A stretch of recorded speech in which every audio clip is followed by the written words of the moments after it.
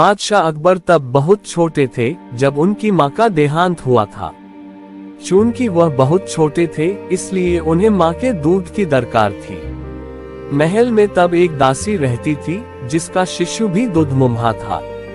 वह नन्हे अकबर को दूध पिलाने को राजी हो गई। दासी का वह पुत्र व अकबर दोनों साथ साथ दासी का दूध पीने लगे।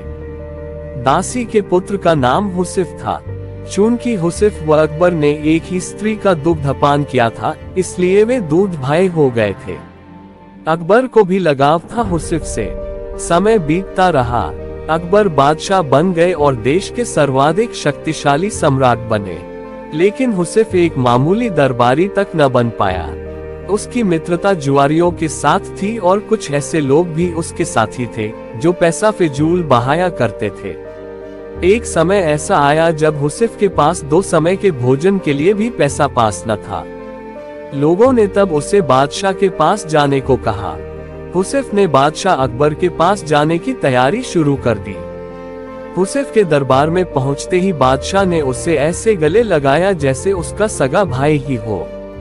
लंबे अरसे के बाद हुसैफ को देख बादशाह बेहद खुश थे।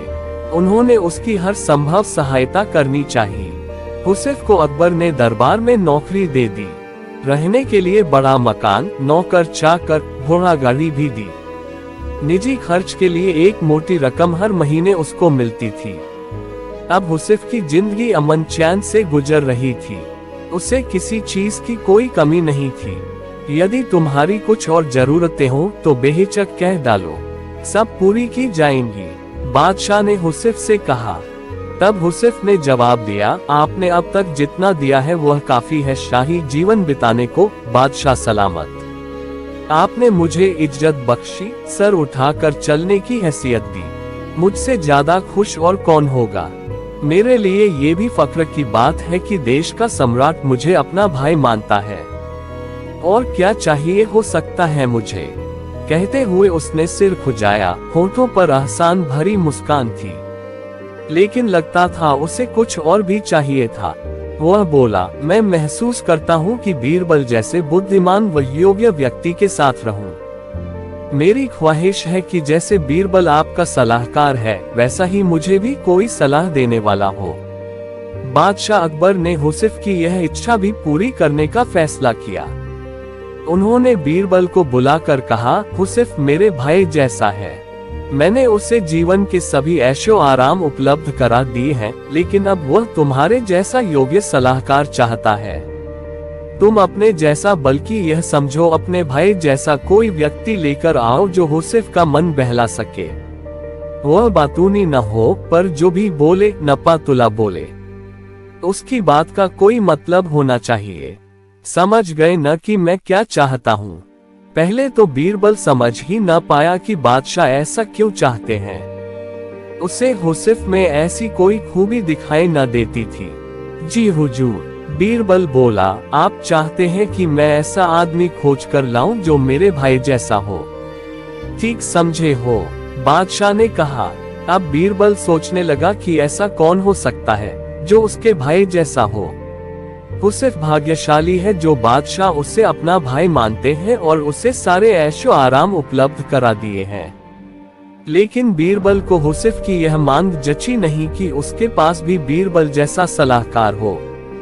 बादशाह बेहद सम्मान करते थे बीरबल का और बीरबल भी बादशाह पर जान छिड़कता था। लेकिन हुसैफ तो इस लायक कतई नहीं था। अब बीरबल सोच ही रहा था कि समस्या को हल कैसे किया जाए। तभी पास की पशुशाला से सांड के रंभाने की आवाज आई। बीरबल तुरंत खड़ा हो गया। आखिरकार उसे अपने भाई जैसा कोई मिल ही गया था। अगले दिन उस सांड के साथ बीरबल महल में जाकर अकबर के सामने खड़ा हो गया। तुम अपने साथ इस सांड को लेकर यहाँ क्यों आए हो, बीरबल? अकबर ने पूछा। यह मेरा भाई है, बादशाह सलामत। बीरबल बोला, हम दोनों एक ही माँ का दूध पीकर बड़े हुए हैं, गौ माता का दूध पीकर, इसलिए ये सांड मेरे भाई जैसा है, दूध भाई। ये बोलता भी बहुत कम है। जो इसकी भाषा समझ लेता है उसे यह कीमती सलाह भी देता है। इसे हुसैफ को दे दें, मेरे जैसा सलाहकार पाने की उसकी इच्छा पूरी हो जाएगी। बीरबल का यह उत्तर सुनकर अकबर को अपनी गलती का एहसास हुआ। तब उन्हें लगा कि जैसे उन जैसा कोई दूसरा नहीं, वैसे ही बीरबल भी एक ही है। और इसके आगे अकबर बीरबल की रोचक कहानियां सुनने के लिए हमारे चैनल को लाइक, शेयर, कमेंट और सब्सक्राइब करें। धन्यवाद।